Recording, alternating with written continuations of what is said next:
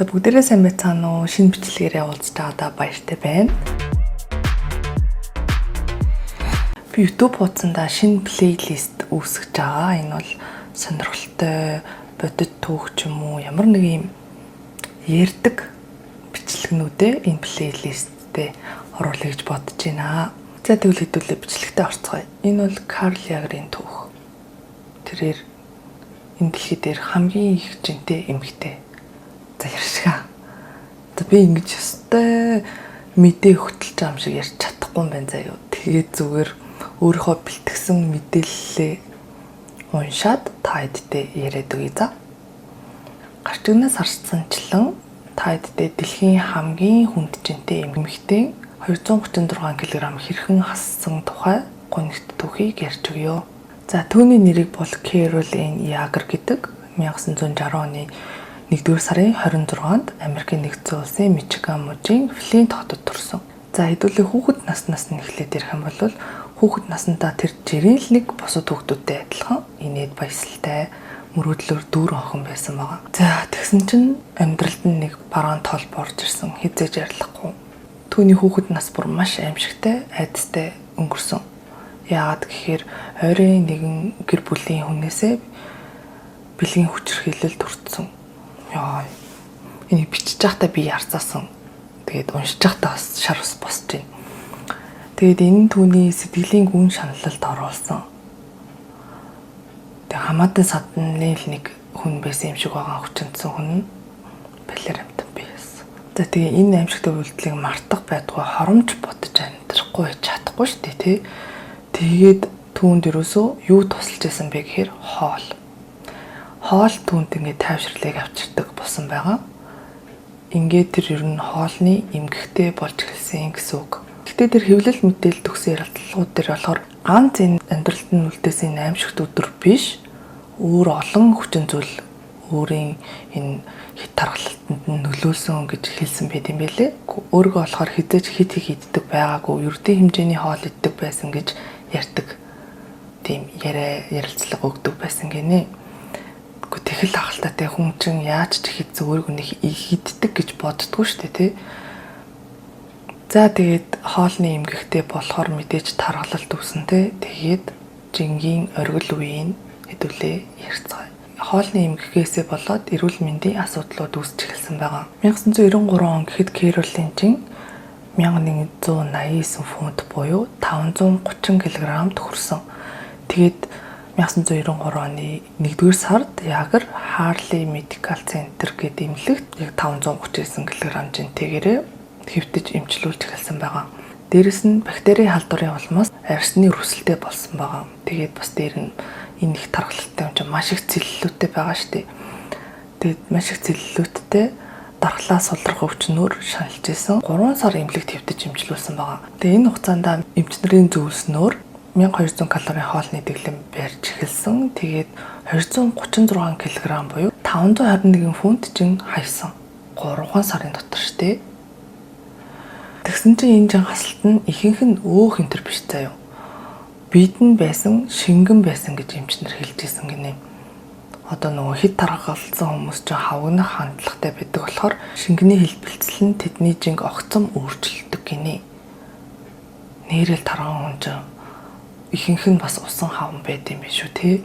Нэг янз бүрийн өвчлөлт өртснөөсөө болоод тэгээд эргээд айгүй хурдан жин нэмэгдсэн гинэ. 3 сарын хугацаанд 200-аад гаруй килограмм хассан хэрнээ буцаад айгүй дорхоноо таргалж эхэлсэн. Тэгээд дээрээс нь заяа амьсгалын хүндрэл, цусны дах сахарын хэмжээ аюултай өндөр болоод зүрх болон бусад эрхтнүүдэд эрх ачаалал зэрэг олон хүндрэлтэй асуудлууд илэрч эхэлжээ. Хэмжээний тархалтай хүмүүсийн дийлэнхэд нь тохиолддог шиг Carol-д ч гэсэн энэ зүйл тохиолдсон. Тэр нь юу вэ гэхээр алхаж чадахгүй, зогсож чаддаггүй болчихсон. Булчингийн сулрал болон ашиглагдаагүйгээс үүдэлтэй булчингийн хатангаршил үүсээд түүнд өөрийгөө дэмжих боломжийг олгодоггүй байжээ. Ерөөсөө хөдөлж чадахгүй болохоор булчин бүр хатангаршсан гэж oh my god. Тухайн үеийн амьдарч байсан газрынх нь галын ийм баазынхан дарга юм байл та. Тэр Бэни Запа гэд хүн ингэж хэлсэн гинэ. Carol 2 жилийн хугацаанд 13 удаа эмнэлэгт хүрэгдсэн. түүнийг эмнэлэгт хүргэх бүрт яаралтай тусламж дуудах болгонд 15-аас 20 гал сөнөгч хэрэг болдог байсан гинэ. Зүгээр л түүнийг эмнэлэг рүү зөөхийн тулд бүтэн 2 баг 15-аас 20 гал сөнөгч оролцдог байсан гэж байна. Нэг баг нь гэрийн дотроос нь хаалга хүртэл дамжуулаад дараа нь гаднах баг нь хүлээж аваад эцэст нь түргэн тусламжийн машинд нь суулгадаг байсан. Маш их жинтэй хүн чинь машинд сууж чадахгүй шүү дээ. Тэгэхээр Кэрол машинда хэвтэй байрлалтай зорчдог байсан гинэ. Одоо ингээ гэрээс нь аваад эмнэлэг рүү хүргэх хооронд бүх гал сөнөөгч эмнэлгийн машин гэдэг юм хүмүүс байгаа шүү дээ. Тэгэл энэ хүмүүсийн нийт зардал нь өртөө тутамд $450 хүрдэг байсан гинэ. Яа.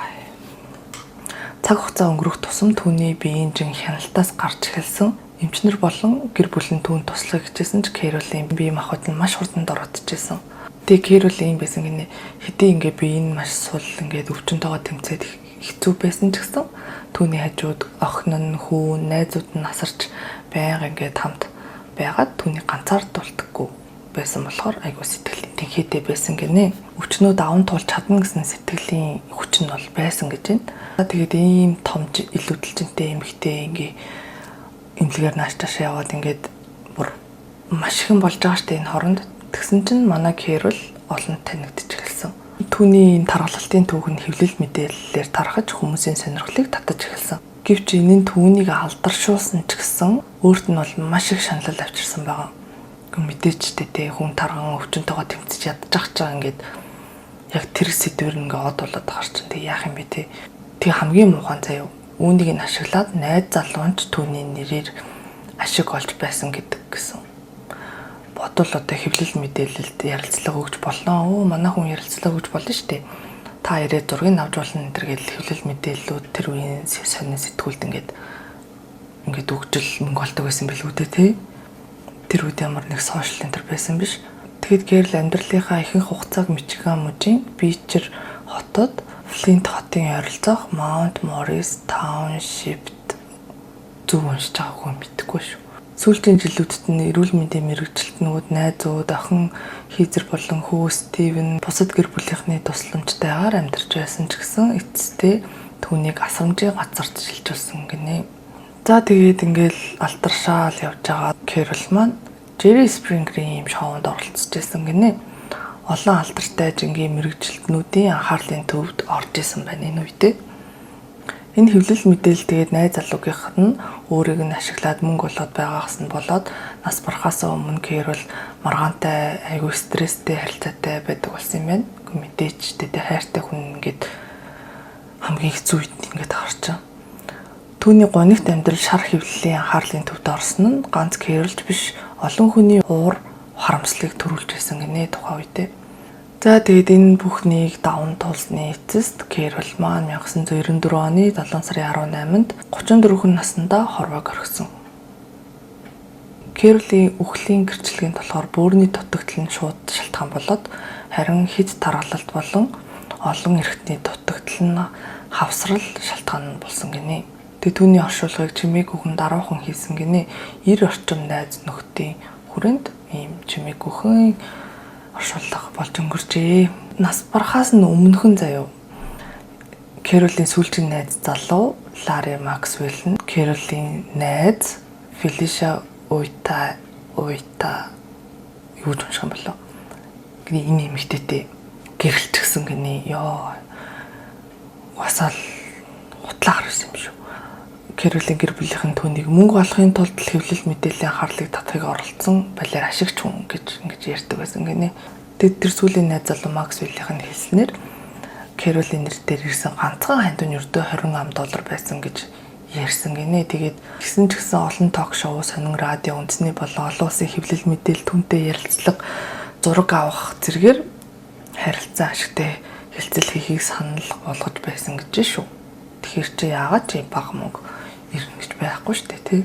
Жингийн мэрэгчлэн Ричард Симмонс гэдэг хүн байсан юм байл та. Тэгээд энэ хүн энэ Кэролийн түүхийг ингээд хуучин найз залуу Максвелл нь тэгээд өөр бусад хүмүүс ингээд шар сонин хэвлэл мэдээлэл телевиз зарж байсан дайгу бачамдаж ууралж байсан гинэ. Кэрол нас барах үедээ ойролцоогоор 540 кг жинтэй байсан. 170 см орчим өндөртэй. Нэг сэтгүүл дээр түүнийг 1.5 метрээс илүү өргөн биетэй байсан гэж мэдээлсэн ч гэсэн энэ хэмжилтийг түүний эмнэлгийн баг эсвэл гэр бүлийнх нь батлаагүй юм байна. Гэхдээ нас орохоос өмнө Кэрол өөртөө зориулан хийлгсэн 121.9 см өргөн хаалгаар багтаж чаддаг болсон байсан гинэ. Хэвлэлд авсан мэдээлэлээр түүний тухайн үеийн найз залуу Кэролийн хамгийн дээд жинг 730 кг байсан гэж таамаглаж хэлжсэн гинэ. Энэ талаар нөгөө нэг түүнийг эмчилжсэн эмчнараас нь асуухад тайлбар өгөхөөс татгалж ирсэн гинэ. Тэгэхээр тэр нь 540-өөс илүү килограмм жинтэй байсан юм болоо та тий. Тэгэхээр Кэролийн тархалалт бол яг бага насндаа авсан тэр аимшигтэй өвдөлт травманаас нь болоод энэ тархалалт нь эхэлсэнд бүр үнэхээр харамсаж байна. Тэгээ балер хүмүүсээс олж зүгээр л байгаа нэг охин ингээд бүхэл насаараа зовж байгаад таалт төгссөн гэхээр харамсалтай юм аа. Одоо нөгөө болсон гэмт хэрэгүүдийг сонсохоор нөгөө нэг бага наснда авсан травманаас болоод ингээд янз бүрийн гэмт хэрэг үлдээд яваад идэх хүмүүсийн түүх зөндөө бидэн штэ. Би тийм түүх сонсч байсан болохоос биш бага наснда авсан травманаас болоод ингээд тархалттай болсон түүхийг бол анхудаа уншиж үзлээ. Тэгэхээр Кэролийн түүх биднэрт юуг ухааруулж байна уу гэхээр хүний тархалт гэдэг бол юунаас шалтгаалж болд юм бэ? Заавал зүгээр л залхуураа твцэндээ ингэж тархалдаг биш те. Өөртөө арчаагүйдээ тархалдаг биш. Ийм янз бүрийн хэцүү шалтгаан байд юм байна. Тийм болохоор хүнийг гаднаас нь өнгөцгөн дүгнэх биш. Энэ тарга юм чинь гэж дүгнэх биш. Дотроос нь ойлгох хэрэгтэй сануулсан ийм гонхтой түүх байна. За тэгээ өнөөдрийн бичлэг маань энэ хүрээд дуусчихин. Та хэд маань таалагдсан бол лайк дараарай, коммент хийрэй, subscribe дараарай, намайга дэмжээрэй. Тэгээ цаашдаа би идэвхтэй бичлэг оруулна гэж бодож байгаа. Тэг өөрийнхөө турж байгаа түүхэд гэсэн хуваалцаад явна. Та хэд маань хамт байгаарай. За дараагийн бичлэгээр уулзтлаа. Бака.